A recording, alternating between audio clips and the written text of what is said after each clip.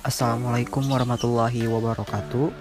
Pada kesempatan kali ini kami yang beranggotakan saya sendiri Riza Faturrahman serta teman-teman saya yaitu Sandi dan Muhammad Rizky Kausar akan membahas tentang laporan keuangan konsolidasi.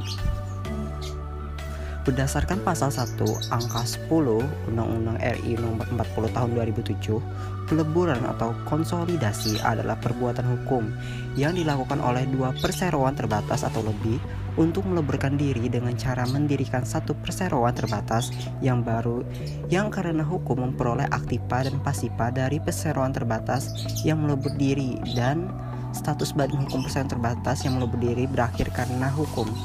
Sementara pasal 1 angka PP nomor 27 tahun 1998, peleburan atau konsolidasi adalah perbuatan hukum yang dilakukan oleh dua perseroan terbatas atau lebih untuk meleburkan diri dengan cara membentuk satu perseroan terbatas yang baru dan masing-masing perseroan terbatas yang meleburkan diri menjadi bubar. Laporan keuangan konsolidasi adalah laporan yang menyajikan posisi keuangan dan hasil operasi untuk induk perusahaan atau entitas pengendali dan satu atau lebih anak perusahaan atau entitas yang dikendalikan, seakan-akan entitas-entitas individual tersebut merupakan satu entitas atau perusahaan satu perusahaan. Agar laporan keuangan konsolidasi dapat menyajikan informasi keuangan dari kelompok perusahaan tersebut sebagai satu kesatuan ekonomi, maka perlu dilakukan langkah-langkah berikut. Yang pertama, transaksi dan saldo resiprokal antara induk perusahaan dan anak perusahaan harus dieliminasi. Kedua, keuntungan dan kerugian yang belum direalisasi yang timbul dari transaksi antara bank dan anak perusahaan harus dieliminasi.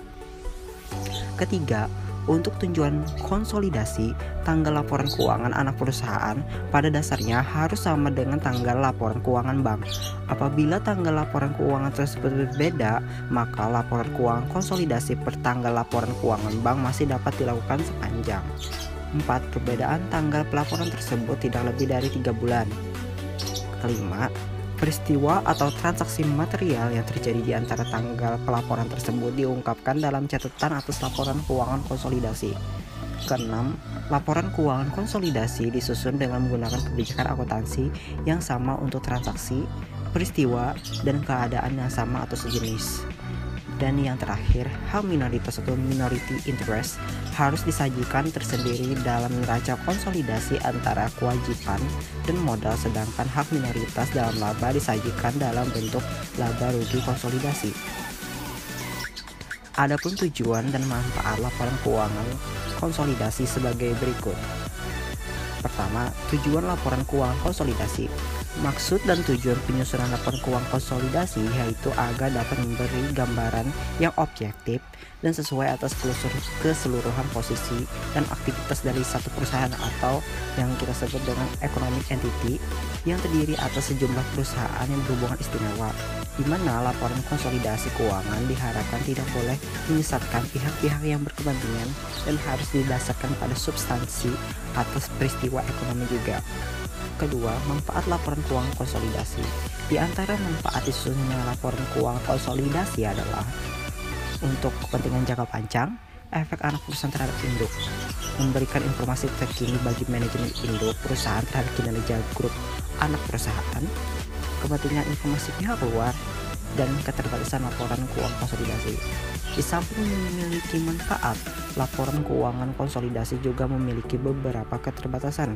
Di antaranya, kinerja keuangan anggota perusahaan yang tidak bagus akan tertutupi. Rasio keuangan tidak mencerminkan rasio keuangan perusahaan, ketidaktepatan penyusunan rekening akuntansi seluruh perusahaan, dan juga kekurangan kelengkapan catatan laporan keuangan perusahaan individu. Prosedur konsolidasi diatur dalam PSAK nomor 4, paragraf 8, 21, dan 23. Antara lain dinyatakan bahwa dalam menyusun laporan keuangan konsolidasi, laporan keuangan induk perusahaan atau parent company dan anak perusahaan atau subsidiary company digabungkan satu persatu dengan menggabungkan unsur-unsur sejenis dari aktiva, kewajiban, ekuitas, pendapatan, dan beban.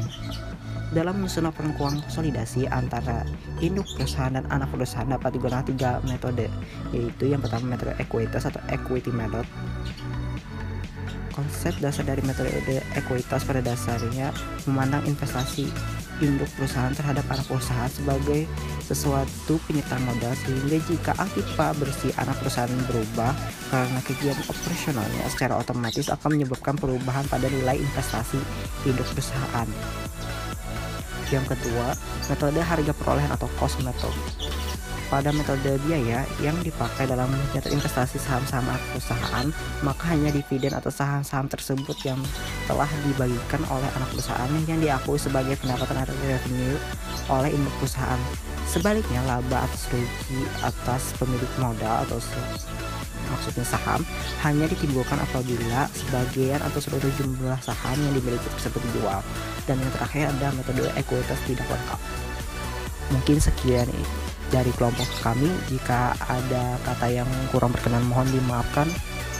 Sekian, terima kasih.